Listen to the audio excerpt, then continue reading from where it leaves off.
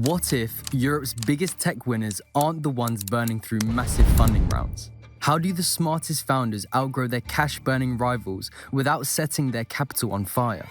Fergal of Highland Europe has a philosophy that turns conventional wisdom on its head.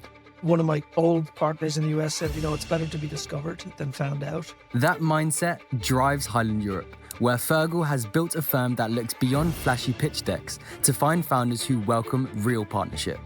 And the most important criteria that we list on our page are coachable founders. Their thesis? Companies that grow intelligently outperform even the most heavily funded competitors. Sensible growth is an extraordinary driver of value. And contrary to Silicon Valley mythology, Europe's talent ecosystem is now matching America's output. We're graduating as many engineers and science graduates as the US is every year. But the window of opportunity won't stay open forever.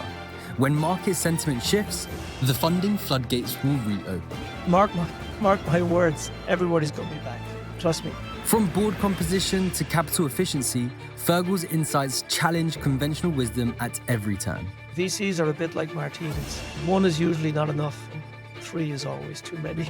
Join us as we uncover how capital-efficient European founders are rewriting the tech playbook, creating more value with less cash before the next wave of tourist capital arrives. Here's a few words from our beloved sponsor. Discover where operational expertise meets innovation. With end-to-end coverage across fund admin, tax, accounting, compliance, ESG, and more, we take care of the complexities so you can focus on what matters most. Whether it's supporting visionaries or maximizing returns for your LPs, our tech-driven and comprehensive solutions empower you to achieve your goals with confidence. Partner with ACE Alternatives to streamline your operations and elevate your fund success. This was their finest hour. Tear down this wall. It's more than just an alliance. This is a union of values. Let's start acting. This show is not investment advice, and the hosts of this episode may be invested in the funds and companies featured. Welcome back, everyone, to the European VC podcast. Today, I am excited because we're doing yet another of the episodes that I'm so excited about because they are really mapping out the key players in the ecosystem. And today we have Fergal Mullen with us from Highland Europe. Fergal, you come highly recommended by a couple of guys, and one of them being a good friend of ours at HSBC Innovation Banking, Stephen there. So I'm happy that we're finally having you on for the podcast. We're going to talk about why capital efficiency is Highland's edge, how it has led to breakout wins like AMCS, the firm's second best exit year ever, and how they find the right buyers, and also why it's now the end of the tourist capital in Europe and what comes next. Fergal, welcome to the pod. You're very welcome. Thanks, Andreas, for having me. It's a pleasure to be here. So Fergal, Highland Europe has been around forever. Let's maybe start with the name. Why Highland? Why Europe? And why put that in one sentence? Well, actually, we haven't been around forever. I set up Highland Europe 12 years ago with my co-founders, Lawrence, and Sam, and Irina, and Tony. So, Fergal, I date myself when I say forever about something that's 12 years old. Sorry about that. 12 years is not forever, at least not where I come from.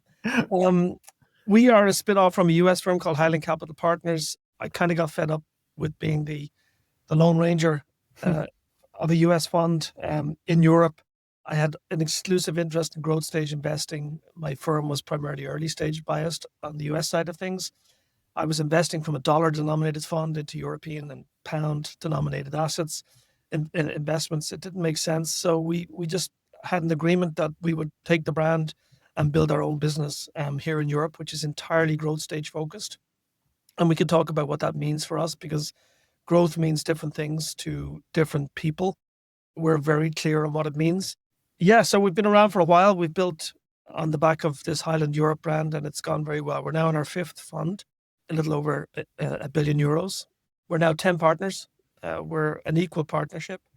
I say that because it's important to us, because I think it should be important to entrepreneurs, because it tells you a little bit about our culture, how we work, how we collaborate, and how we're incentivized as a team to do right by entrepreneurs here in Europe and elsewhere. So actually, I didn't say something just before, but I should have.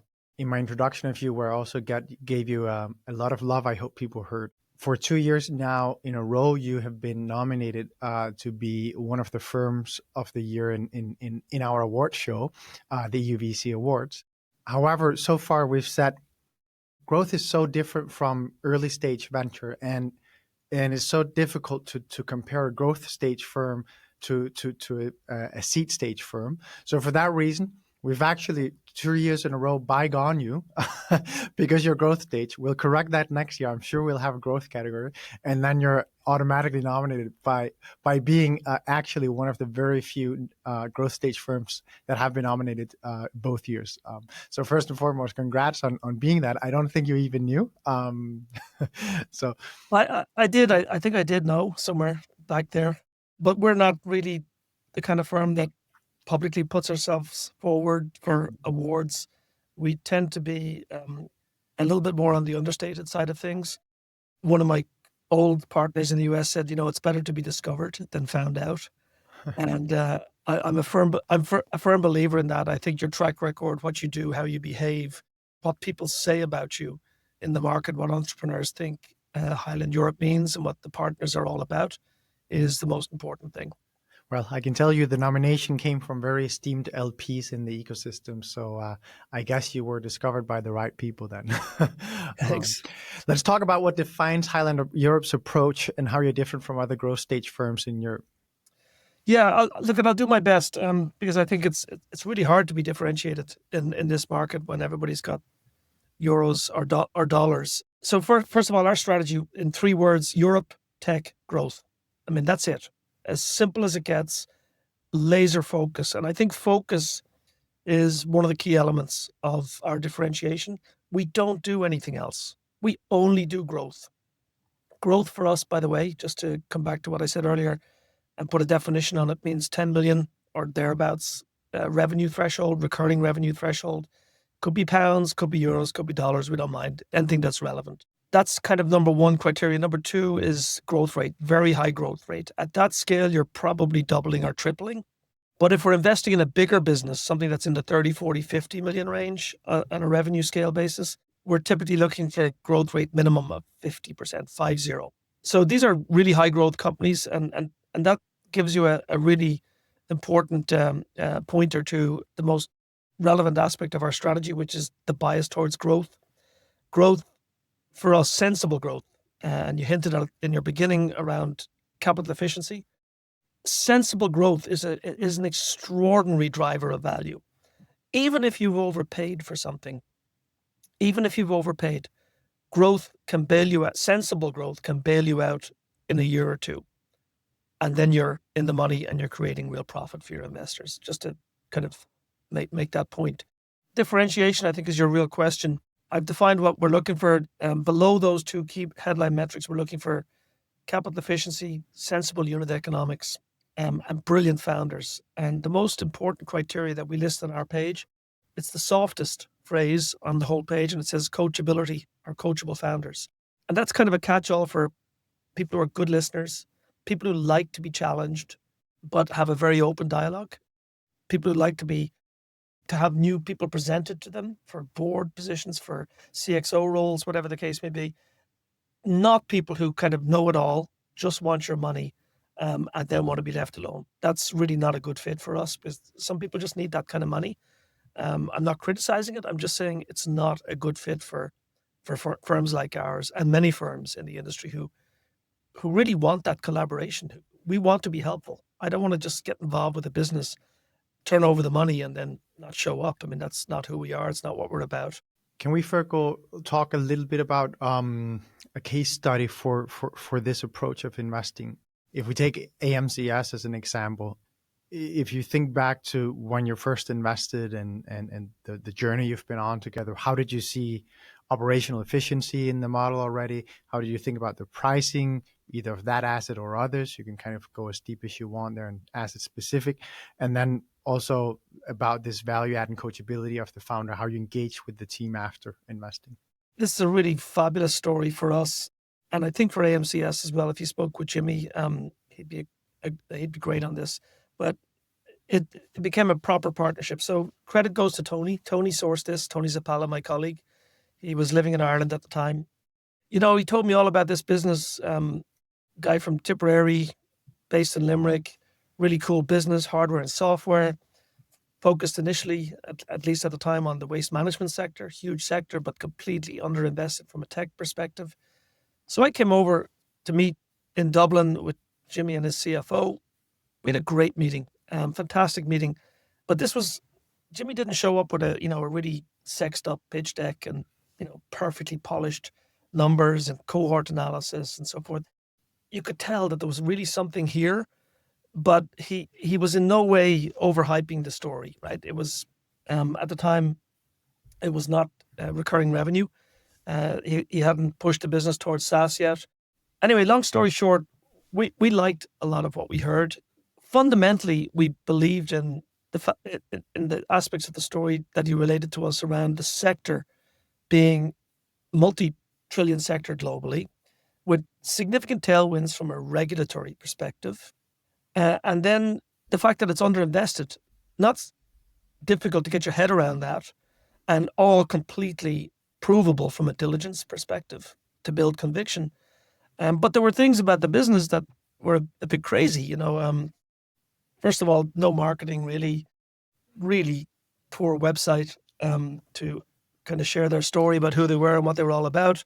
Headquarters was kind of funny. It was literally out in the field, east of Limerick, in the south of Ireland. So kind of an odd place. And after several visits, we discussed with Jimmy the idea that, look, we really like this, but there's a few things that would need to happen. So this is a very, very important topic. Investing into a company with your game plan in mind, but not sharing that with founders. Yeah, very dangerous. Pre the investment is, in my book, a big, big no-no. Yeah. Okay. So we just sat with Jimmy. We put down 5 or 6 points on a single page and said, look, if you're up for this stuff, we'd love to join this journey. And it was basic stuff like get some marketing into the mix, build a proper go-to-market team, get out of the field east of Limerick and get to a headquarters close to the university campus, fantastic university in Limerick. Get a bit of a blush of the academic halo coming on top of you, build a website, tell your story properly. And then we can look at the business model down the line and a few other small things, right? So these were the simple things. And Jimmy was like, yeah, great, no problem. 3 weeks later, after that kind of, yeah, we'd love to do this, we had a follow-up diligence session in Limerick. And in the same building that I described east of Limerick, Jimmy said, come on, I want to show you, we need to do the tour of the truck facility outside. This is where they do the retrofitting of the trucks to put on the hardware and all that kind of stuff.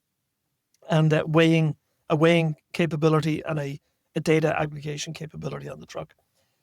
So I said, Jimmy, I saw it 3 weeks ago. I don't need to see it again. And he said, no, just come out. I want to show you something. So we walked out to a building 50 meters across the yard. This is an old farm, by the way. I walked into a completely different situation than I had walked into 3 weeks prior. This was, kind of white-walled room, screens everywhere, the truck through a big glass window, being retrofitted, all the data up on the screens and everything. I said, Jimmy, how come you didn't show us this last time? And he said, we visited, he said, but I just sexed it up like you said. So I took your advice and I just want to demonstrate to you that the points you put on the page about taking marketing seriously and presenting ourselves properly to the market and to the world, we got it. So 3 weeks we were able to do this. I said, that's brilliant. So for us, that was absolute confirmation. Now, that journey went from good to great over time. We ended up funding an acquisition. We bought out another VC, actually, as part of our investment, I should say. So we had a big ownership. And we went on this journey with Jimmy, and somewhere early in the first year or two, he said, listen, I think I want to make this transition to SaaS. But I'm afraid to even talk about it with you because that means, we call it the SaaS smile, you've got to take a hit to revenue and all this. And we're like, we don't care. If it's the right thing to do for the business, let's just go through it because we're not here for the next 2 years. And the reality is the recurring was going to grow up and to the right. That's what we were focused on, the multiple of recurring that you could get. So that was a fantastic journey. We funded an initial acquisition by the business in Denmark. And we went on then through a roll-up strategy with Insight as our key partner. They came along later, and we funded, 21 acquisitions from 2012, 13 up until last year when we exited. By the way, we also reinvested in the go forward of the business from our new fund. So we exited the old funds and re-entered on the new fund. Let's just stick on that point just because you said it. You do this, of course, because you want a clean cut, I guess, from you don't want a mixed bag so that you still have some investments from the old fund and then you have the next fund coming in at what terms and how is this fair? And that's part of it. That's part of it. But let me be, I really try to sum it up simply. The old fund is a 2012 vintage fund. So we're now 2025. So we're in the what's called the extension years on that fund. Pre-selling AMCS, there was 4 remaining companies in the fund, essentially 4 out of an initial 15 or 16 investments that we made, with a lot of NAV sitting there. So there comes a point where you need to bring home the capital, right? And this was a good time. The valuation was exceptional. So anytime you can clean up, bring home the old funds, because it is a distinct economic entity, right? And the investors in that fund, they'll want to wrap up in a rational period of time. So we were able to get that done very cleanly. We had invested in Fund 4 to support another acquisition a couple of years ago. And the idea on that was to hopefully get a quick return for that fund. So we just took both off the table, done, clean. And then we asked ourselves, how do we feel about the go forward of this business? It's a completely new process. It's a clean, fresh decision. So the way we do it is you take me out of the equation, because I've been on that board for a long time. Take me away and dispassionately, unemotionally, just reevaluate the new investment opportunity. And if we can underwrite at our typical level a return on this new go forward business plan with EQT leading, then we should do it, which turned out to be the case. And we continue to back a guy we adore. We think he's a fantastic guy, brilliant entrepreneur. His business is going to continue to scale for another 5-10 years at least. He's dominant in a sector that continues to need technology. So yeah, not a difficult decision, frankly. How did you, just because it's, of course, an interesting case study of how you liquidate positions and how you think about it, did you mechanically make this decision just within the partnership, or did you consult your LPs or your advisory committee to make sure that they're okay with you doing it this way? Or so on the exit, not much to discuss with the LPs. That's a decision solely at our discretion.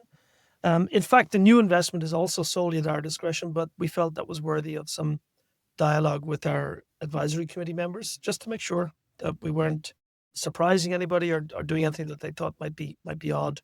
It was also one of the reasons to have the clean exit of the other funds and look at this as a completely new decision. You want to be unbiased, of course, and you just need to make sure that you're doing everything for the right reason, and especially that you're not supporting, a laggard company with new capital from a new fund. All right, I have another question on this case, because you went in, you loved the dynamics or you loved the fundamentals of ACMS, but you also saw that there were some things that you wanted to work a bit on with the founder. How do you think about this case of there being some fixable things, so to say, some easy, quick wins that you see this is, it's not perfect. There are stuff that we think should be done versus just getting on a train where everything is clicking and you actually, think you just want to supply the capital and then you'll help when asked. But first and foremost. Yeah. First of all, I don't think there's any such thing as the latter. The more perfect it looks, the more likely it is that there's some things not being discussed that you will figure out eventually. And everybody needs help. That's the bottom line. And we just tend to appreciate when, the materials, the way the team presents and so forth, it's not too perfect. Because if it's a bit too perfect, you wonder, did the investment bank, did the advisor have undue influence on the development of the plan? Is it really the team's plan or not? And here's a classic example of this. We sometimes see entrepreneurs coming in to see us with a business plan that has an immediate expansion to the US, immediate expansion to the US.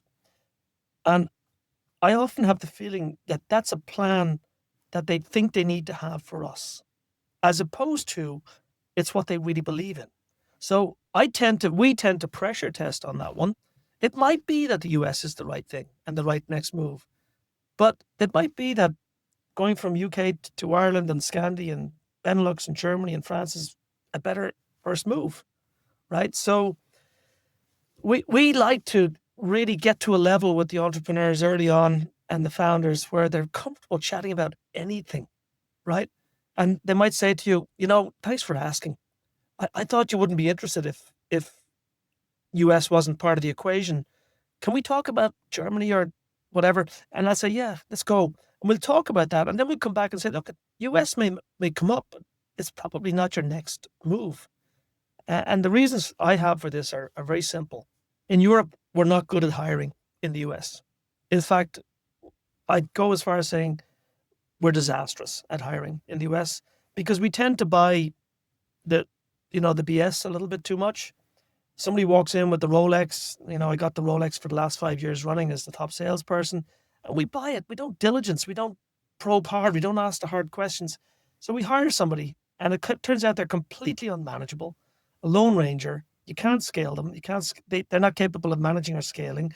So it takes you 6 months, a year to figure that out, another 6 months to get the person out, another 6 months to hire. I mean, you're minimum 2 years down the drain before you rectify that situation. So that's one reason. The other reason is, unless a founder is willing to pick up and move, I think it's a really dangerous move to go to the US and put it on auto control from Europe. In the same way that it's difficult for US companies to just launch into Europe without getting exceptional European talent on the ground. How does this inform you when you look at startups or scale-ups, whatever terminology you want to use, growth stage companies that have US in their plans? It's one thing that you pressure test it from the perspective of, are they just putting it in the deck and plans because they expect you as an investor wanting it? But just as much when you see a company where this is the actual route they want to take, do you oftentimes then shy away from it because you say, well, No. We don't shy away, but we just want to be sure that they really believe in it and that they are willing to make the commitment that we think is required. And it's not just capital. It's, as I said, there's 2 or 3 co-founders. Which one of you is going to move to the US? I run a VC podcast. I've had tons of early stage VCs on. There's not a lot of VCs that don't have in their playbook for founders, we help you get to the US. Do you feel that this problem of early stage companies having US in their plans sometimes being pushed a bit too hard by early stage VCs? I don't know. I really don't know. It could be the case, but I don't want to jump to any conclusions there or paint a broad brush across the whole early stage sector. I think it's often a good thing to do and the right thing to do, but I think timing is of the essence. Having the right capital base, having the right partners and people that can help you, having the commitment from the founders to do it. I mean, everything adds up, because if you just try to do it by BA flight once a week, every 2 weeks, every 3 weeks, first of all, you're going to be exhausted.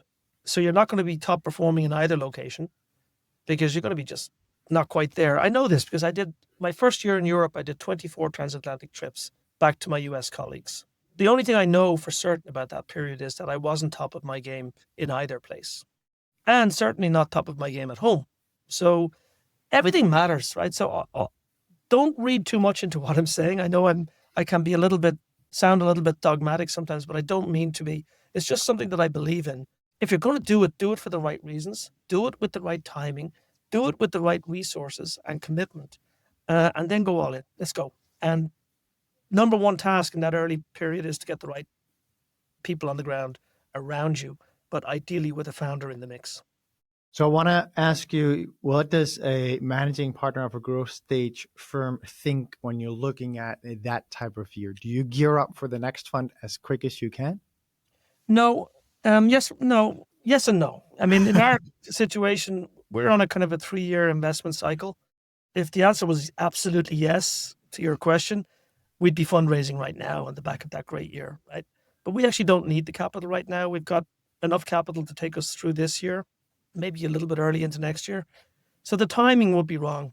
For us to go now, it would look odd to our LPs. It would, frankly, it would feel a bit disingenuous. It would be exactly what you're talking about.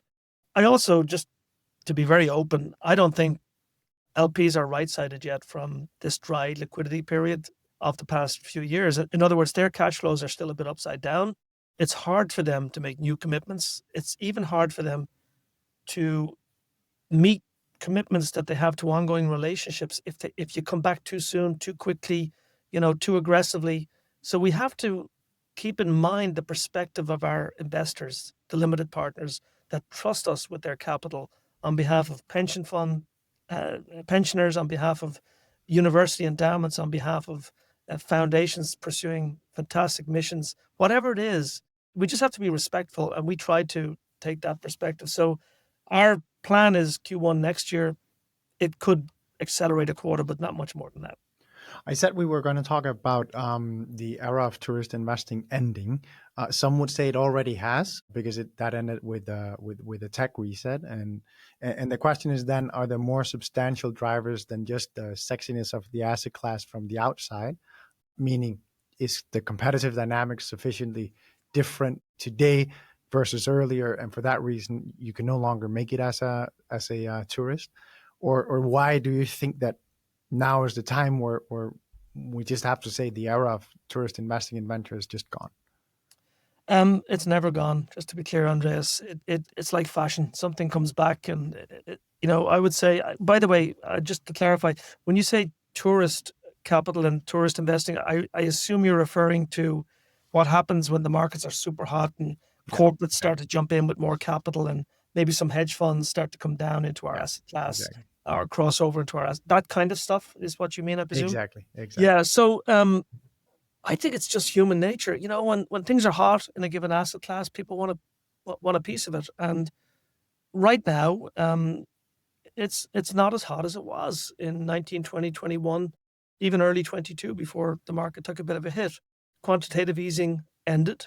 That era of, let's just call it super cheap money, I won't say free money, it ended, and the game, and then we entered an inflationary period, of course. That changes everything. Money flows, capital flows completely change in that kind of a context. So just coming back around to your question, I don't think we could ever say that an era of tourist capital has ended. It has quietened down for a while, but mark my words, as soon as the asset class is hot again and Europe's hot again, everybody's going to be back. Trust me. That's actually also my assumption. I saw a quote by you, or at least you were referred to as stating that it was ended, and for that reason I thought, okay, this is an interesting point, because normally I would also say it's ebbs and flows, and it does come back in fashion. Venture will come back in fashion. I had Stephen Millett from Notion on the pod a few weeks back, and we spoke a bit about founder-led companies versus hired CEOs, and he's obviously earlier in the game than you are. I'd love to ask you this question: how do you think about companies at your stage? Do you see any problems with hired CEOs, or does it give you caution when it's no longer the founders that lead the companies, or do you think that that's an overstated thing from the early stage investors that we all preach because it's great towards founders at the early stages? So maybe I'm going to confuse you a little bit here, because I think if a founder has decided that he or she needs help in scaling their business, and therefore they want to step away from the CEO role and focus more on product or tech or go-to-market, whatever it is that they're particularly good at, and they were willing to go to market and hire a world-class external person for the CEO role, I think that go back to what I said at the beginning about coachable founders, people who know their limits, etc. People who have very high EQ and self-awareness. That's not a red flag for me. That's a green flag all day long. Yeah. But I think it's fair to say we have a preference to see founders still involved. Yeah. The DNA of the company, the culture, so much of it comes from a founder, and it can be something completely different when a founder is no longer around. The other situation that I think we might tend to avoid, but it's not explicit. It's just something that your pattern recognition might say, "Mm, not for me," or not willing to take that risk, is the situation in which a founder has been removed by early stage or earlier investors, right? So it's not that it was their choice; it was that they were removed, right? It could still be a bit ugly. It could be things going on there, tensions. I'm not so sure we want to get in the middle of all that and unscramble those eggs. Yeah, I get that 100%. I think everyone who brings nuance to the conversation. So, so thank you for not giving me a plain answer there that doesn't bring anything valuable to the conversation. I'd love to ask you about hardware. You, of course, are leaning into both hardware, AI applications, enterprise, and e-commerce, but hardware specifically is one that many grapple with. I'd love to ask you, what makes you lean in when you're thinking about hardware in Europe? So just to be clear, we're not specifically hardware oriented in any way, shape, or form. I think before we invested in Nothing, if you had asked Tony or me or anybody in the partnership, would we be investing in a business like Nothing within the next year? The answer would have been no. Yeah. Right. What made you lean into Nothing? I'm interested. It gets back to people, when somebody comes in and has. So, sorry, 1 second. Just to anyone that is listening and doesn't know, Nothing is headphones, mobile phones, great brand, beautifully built. Patrick and the Tapestry team were early investors. So just a bit of background on Nothing, so everyone knows. Apple-like product design for the Android audience, right? Yes, that's what they probably say. Yes. Yeah. So I made that up, but I think that's the quick way I can remember it. But stories have to hang together, and Carl Pei showed up, told a story. He'd done it before, by the way. Tremendous success. Yeah, I mean, look at he told a phenomenal story, and a winning founder. He's proven it before. With a scale business that is, growing and growing and growing, with clear plans for improvement on the GM as he scales the gross margin, with a tremendous product roadmap, we said, yeah. I mean, it was like, that was unusual for us, I would say. Unusual for us, but absolutely a deserving recipient of our capital. And, I think it's where it's scaled to today and where it's going in the next few years. It's pretty amazing. So Nothing was unusual to you. Now, how do you then think about hardware? Has that journey taught you anything? Are you leaning more in or less in?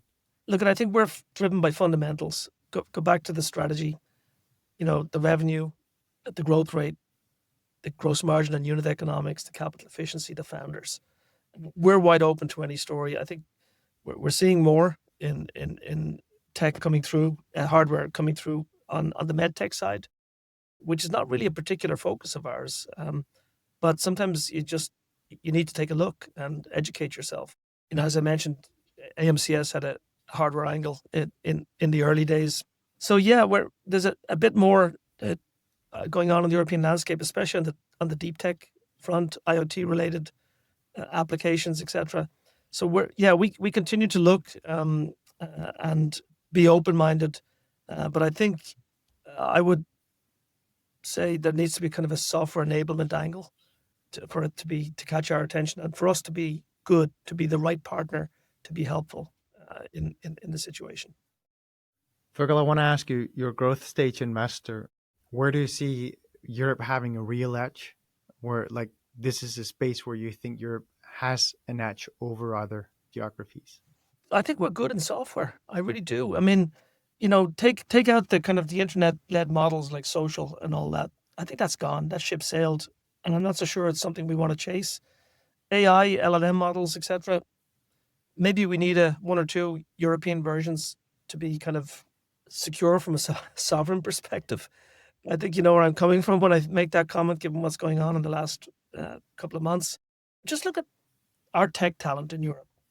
we're graduating as many, if not more, engineers and science graduates as the US is every year. Every year. More. So I think it's really a question of culture, risk orientation, willingness of young people to do something a bit more forward-leading, tech-leading, risk-oriented.